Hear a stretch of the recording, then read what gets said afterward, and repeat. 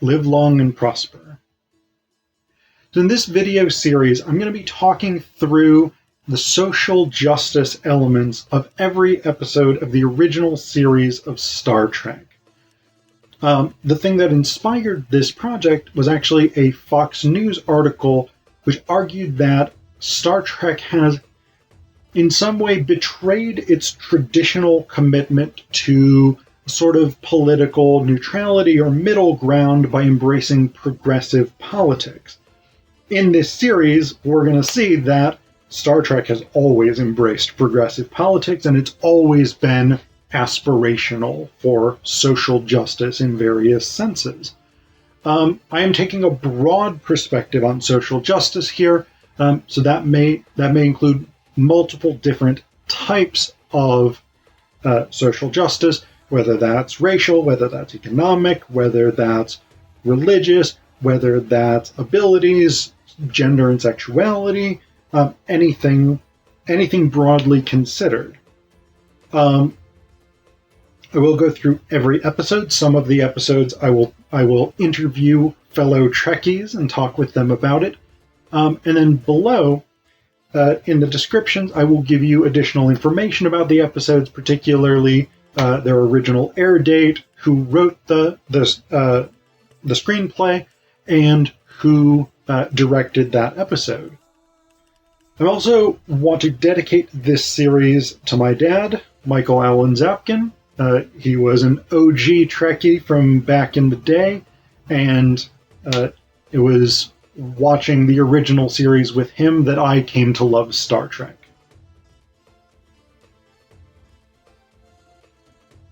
In this video, we're going to talk about the episode, Let That Be Your Last Battlefield.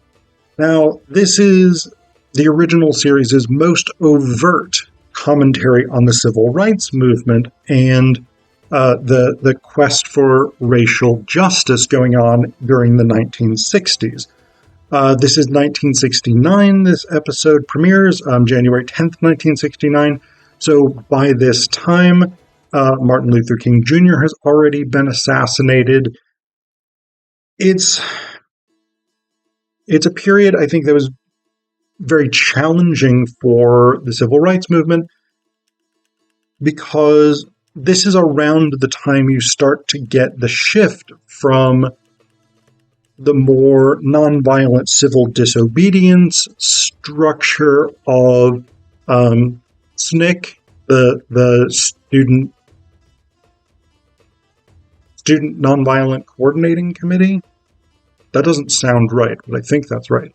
And Martin Luther King Jr., and you get a shift more toward the sort of militancy and community defense of groups like the Black Panthers. In Let That Be Your Last Battlefield, the crew picks up they have a mission to go to a particular planet which is being ravaged by disease, and they have to, from orbit, disperse the medicine that's going to immunize the people of this planet. They come across a shuttlecraft that was recently stolen from Starbase 4 and is being flown erratically. Spock's sensors show that the occupant of the shuttlecraft is leaking atmosphere and is likely going to die. So they manage to bring the shuttlecraft aboard via the tractor beam, and they find in it a dude, who we come to learn is named Lokai. Half of his face is, well, presumably his whole body. They've got a complete bodysuit, gloves, everything gray. But half of his face is black and half of his face is white. Having no way to sort of evolutionarily account for this, Spock and McCoy determine that this must be a genetic aberration. That is, this is a one-of-a-kind figure who could not have otherwise naturally evolved on a planet. That theory is undercut somewhat when a small raft basically crashes into the Enterprise's shields and transports aboard Beal, who is also half black and half white. Beal has been hunting loci. This has been going on for 50,000 Earth years, which for some reason is a measurement of time that Beal has knowledge of. But he's been hunting loci because loci is a member of a formerly enslaved and now still repressed community on their planet of Chiron, whereas Beal is a member of the hierarchically privileged community, the community that looks down on and believes Loci's community to be ethnically and genetically inferior. You can see where this is going. The crew of the Enterprise can't really figure this out because from their perspective, each of them is half black and half white. Spock even says the obvious visual evidence is that you and he are of the same breed. Beal disputes this. He's black on, I think he's black on the right side, and Loci is black on the left side, or possibly vice versa. But you get what I'm saying. One of them is black on one side, and the other is black on the other side.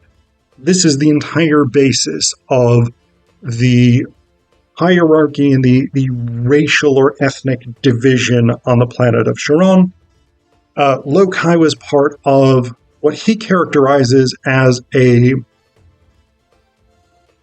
freedom-seeking resistance movement, and what Beal characterizes as terrorism, for which he was tried on Chiron in his absence and condemned to death.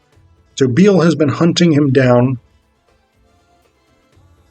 Initially, Beal uses the power of his will, which apparently has telekinetic powers, to take over the Enterprise and send them hurtling toward Chiron until Kirk is like, if this ship doesn't go where I want it to go, I will blow it up. Beal attempts to call his bluff. It's not a bluff. Kirk, they get down literally to like the last second before it would be impossible to stop the self-destruct sequence, at which point Beal finally sort of gives in, and he does allow the Enterprise to be taken back to the planet they need to do this medical mission. He then, despite having agreed to proceed to Starbase 4 so that the Federation officials could decide what to do with himself and Loci, Beal once again takes control of the Enterprise, takes them back to Chiron. Beal and Loci periodically fight because they each have personal shields. When they sort of lock up with each other, it creates a tremendous amount of energy given out, which threatens to destroy the Enterprise, which they don't seem particularly concerned about. But when they get back to Chiron, what the Enterprise sensors show is there is fuck all people there. They have, the inhabitants of Chiron have destroyed one another, presumably in their racial conflict.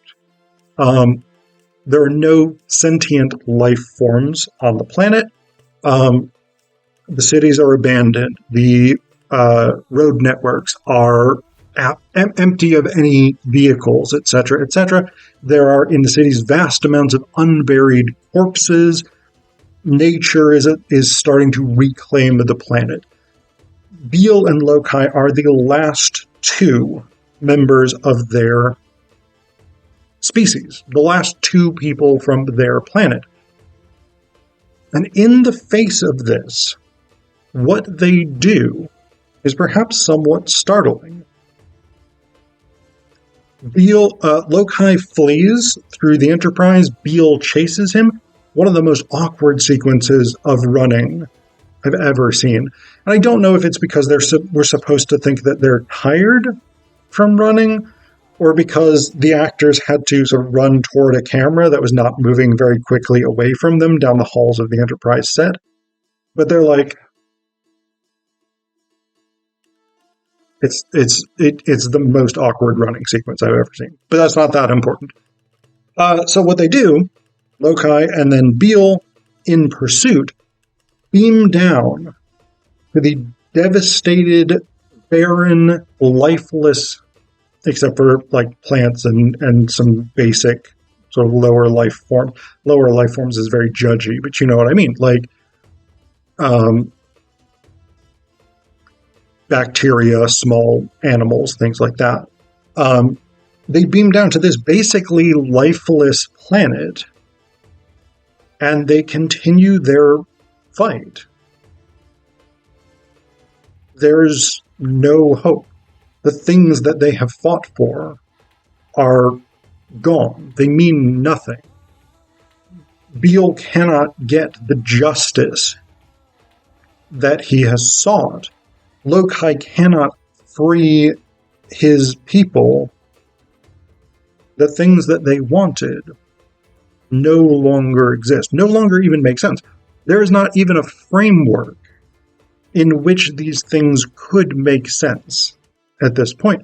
And yet, Lokai and Beale are so driven by their own hatred, so driven by their racial animus, that they will destroy each other because they have nothing left. There is nothing productive or creative, generative, life-affirming about their existence. Their existence has become exclusively driven by hatred of the other. And this, I mean, again, this is a pretty straightforward and not especially complicated, I think,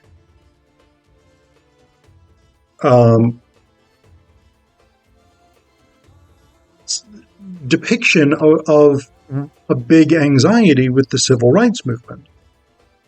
The idea that hatred and racial bigotry would destroy the United States had to have been a very real fear in 1969. I mean, again, this was less than a year after the assassination of Martin Luther King Jr., for instance, which was an event that I think really rocked a lot of people's sense of justice and fairness and what it could mean to be truthful about America and about our potential to live up to our national ideals. Things like equality, justice, freedom, the things that are in our founding documents, etc., etc. I think there was very real concerns that racial bigotry, racial violence, racial hatred could be the force that destroyed the United States. Now, one thing that I think is interesting and problematic about this is that Star Trek kind of takes a neutral stance on this. Neither Lokai nor Beale are presented as particularly right. Each of them is presented as a problematic figure in somewhat different ways, but each of them is presented as someone who is, to one degree or another, in the wrong. Now, if we think about this in the context of the civil rights movement, right? The implication of this would be, and I'm sure this would be a much easier implication for a for a show with a largely white cast being made in the 1960s, but the implication of this is essentially that African Americans are, to at least some extent, equally at fault for the divisions of the civil rights movement, equal to the hatred of white supremacists and bigots. And this is a very troubling implication because, in reality, African Americans were victims. Yes, the emergence of somewhat more militant factions, again, like the Black Panthers, was somewhat starting to move the broadly conceived civil rights movement into a more militaristic direction. But when you compare the Black Panthers, who were basically about community defense and support, protecting people within African American communities, versus an organization like the Ku Klux Klan, which was about utilizing terror and violence in order to keep an entire segment of the population repressed. There's simply no valid comparison, in my opinion. These two things are not like the other. And there is some acknowledgement of this. Lokai gets to make his case to the members of the Enterprise crew, including a couple of random crew people, but also Sulu and Chekhov. And one of the things that is really interesting, and I think this is where maybe my characterization of Lokai and Beale is being presented as more or less on an equal ethical footing. This may be the counter-argument. Lokai gets to make his argument, and one of the points that he drives home is that, yes, Sulu and Chekhov may have read about racial division, racial hatred, racial violence, but they have not experienced it in a lived way. That is, they have not in their own bodies, in their own flesh, experienced the humiliations of being part of an ethnic underclass. They have not experienced the violence that subjects one to. And I think that's actually really a powerful statement for white audiences of Star Trek in the 1960s to have that argument made that there's a difference between understanding the plight of African Americans intellectually versus the lived experience of it.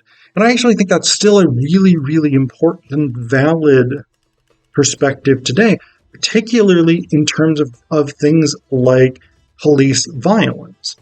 The lived experience of many African Americans in terms of the very real threat represented by police officers is just a totally different experience than most white Americans have. Because statistically speaking, white Americans are not generally likely to be killed by police. But for African Americans, that is a very real fear, even when they have not committed any sort of crime, let alone a capital crime, for which the actual legal penalty might be death. And so, in that sense, that's, I think, a really important speech by Lokai. The distinction between, I can understand this intellectually, and I know on an intuitive, visceral level what this is like.